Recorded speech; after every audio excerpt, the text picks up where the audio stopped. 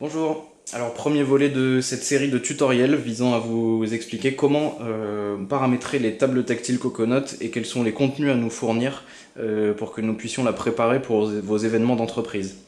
Donc ce premier volet est consacré à la configuration initiale de la Coconut et porte sur 3 points. La première chose, c'est le logo que vous voyez ici en position centrale. Vous pouvez donc nous fournir votre logo qui figurera ici et qui aura une rotation pour montrer que l'écran est animé, qu'il se passe quelque chose sur l'écran. La deuxième chose, c'est le thème graphique. Donc vous voyez ici un fond d'écran. Ils sont disponibles sur notre catalogue. On a une série de fonds d'écran que l'on peut vous proposer en fonction de votre thème graphique. Vous pouvez aussi choisir la couleur principale, c'est-à-dire la couleur qui va être utilisée dans l'interface. On voit ici les dossiers, les boutons, les icônes et parfois des polices qui vont utiliser cette couleur principale. Vous pouvez nous la fournir en RVB tout simplement. Dernier élément, c'est la vidéo de veille, c'est-à-dire que vous pouvez nous donner un délai, par exemple 3 minutes, délai au-delà duquel, si personne n'a touché la Coconut, elle va pouvoir afficher une vidéo et la jouer en boucle.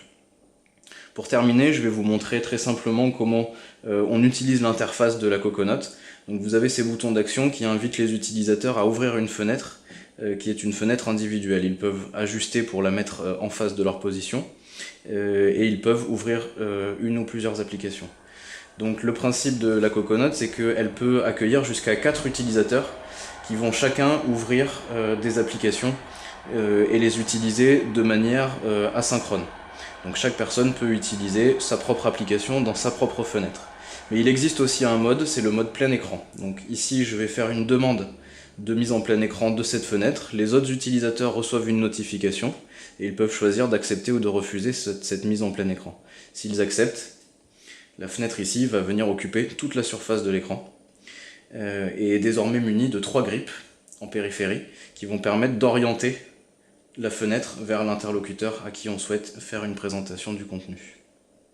Voilà pour cette première vidéo.